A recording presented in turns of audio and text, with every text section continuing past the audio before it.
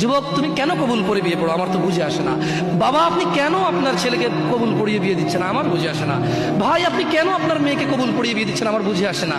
আপনার মেয়ে হলুদ কাপড় পরে, মাথার মধ্যে খোপা দেয়, 3 জন এসে দুধ খাওয়ায়, 4 জনে কোলে নিয়ে নেয়, 6 জনে গান বাজায়, 10 জন এসে হলুদ মাখে, শুধু বুঝি মৌলবি দিয়ে কবুল পড়ালে বুঝি মুসলিমের বিয়ে হয়। শুনুন, আপনার নবী মুহাম্মদুর রাসূলুল্লাহ সাল্লাল্লাহু আলাইহি ওয়াসাল্লাম কবুলের পদ্ধতি দিয়ে গেছেন, তাই কবুল পড়ায় মুসলমানের বিয়ে মনে করেন না। কিন্তু বাকি যেগুলো করেন এগুলো কার পদ্ধতি? কার? মিথ্যা কথা বলবেন না। হুজুর ডেকে খুতবা পড়ে কবুল পড়ে বিয়ে কার পদ্ধতি? আল্লাহর নবীর। এই গান কার পদ্ধতি? কেন করতেছেন? ওটা তো আপনার বিয়ের অংশ, বিয়ে না হলে তো বাজাতেন না।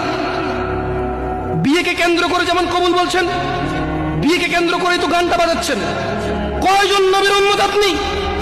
আপনার নবীর নাম কি?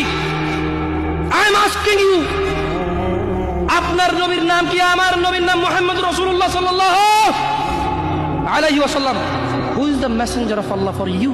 আপনার জন্য আল্লাহর নবী কে?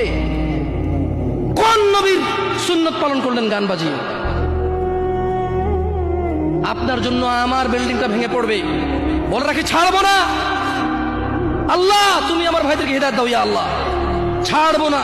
এই যে ভূমিকম্প হলো, আপনার